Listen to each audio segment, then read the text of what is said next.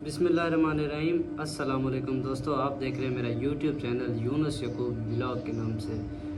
आज का जो हमारा टॉपिक है जिस पे हमने बात करनी है वो ये है कि आमिर लियाकत साहब, जैसे कि सबको पता है कि हम में नहीं रहे अब, ठीक है।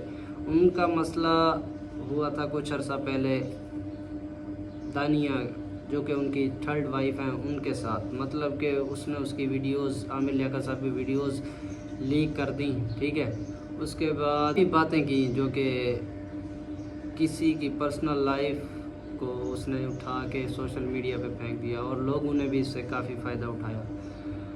उनका जो आखिरी वॉइस मैसेज था ना, वो आप ये सुन लें, उसके बाद बात करते हैं आगे। जी जनाब, ये तो आपने लिया होगा सुन, ठीक है। अब वो बेचारे कैसे डिस्टर्ब है, मतलब ये कि पर्सनल लाइफ थी वो काफ़ी डिस्टर्ब हुई, ठीक है।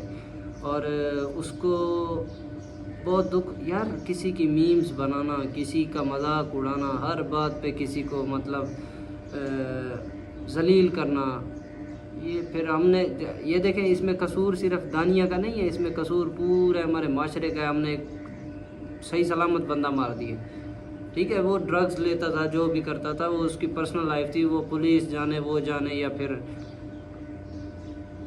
खुदा के साथ उसके मामलात थे। लेकिन ये जो अब ड्रामा रचाया जा रहा है कि दानिया कह रही है कि मेरे इससे सुलह हो रही थी और हमारा मतलब सुलह के लिए हमारी बात चल रही थी, मैंने उसने मुझे माफ़ कर दिया था। ऐसी कोई बात नहीं है। सिर्फ़ और सिर्फ ये इसलिए देख, क्योंकि बेसिकली दानिया जो है वो एक करेक्टर लेस लड़की है, और वो जो काम करती रही है वो डॉक्टर साहब ने अपने इंस्टाग्राम पे लगाया था, उसकी पोस्ट की थी। अच्छा चले, उसकी वॉइस भी आई थी, सारा कुछ हुआ। फिर अब ये कह रहे हैं कि हमें प्रोटोकॉल दिया जाए, हम क्योंकि वो MNA थे, हमने सिक्योरिटी के साथ जाना है वहाँ पे, और उसके बाद ही हम वो करेंगे, मतलब हम जाएंगे वहाँ पे। अच्छा चलें, अब बात क्या है? बात यह है कि सिर्फ़ और सिर्फ उसका पैसा इसको नज़र आ रहा है, जिसकी बुनियाद पर इसने उसके साथ शादी की थी। दानिया ने जिस बुनियाद पर आमिर लियाकत साहब से शादी की थी, सिर्फ़ और सिर्फ उस बुनियाद पर ये कह रही है कि मेरी उससे तलाक, मतलब मैंने खुला के कागज़ वापस ले लिए थे या जो कुछ भी है। लेकिन ऐसा कुछ भी नहीं है, ये सारा झूठ है। ये अब भी लालच कर रही है, मतलब जितना इसने लालच पहले की अब भी ये, मतलब उसके मरने के बाद भी उस पर ये नहीं है कि इसको कोई दुख है या अफसोस है, ऐसी कोई बात नहीं है। ये पूरा का पूरा वो जो कि मदर है ना, वो भी मतलब कि लड़कियां सप्लाई या ऐसे कोई काम में मुलविस रह चुकी हैं, क्योंकि इनके ऊपर भी काफ़ी लोगों ने तहकीक और तनकीद भी की, और उसके बाद यही सामने आया कि ये ख़ुद भी मतलब कोई इतने अच्छे घराने से बिलोंग नहीं करती, दानिया शाह। अच्छा, अब क्या हुआ है? हुआ ये है कि कुछ लोग कह रहे हैं कि डॉक्टर साहब का इसका जनरेटर की वजह से डेथ हुई है।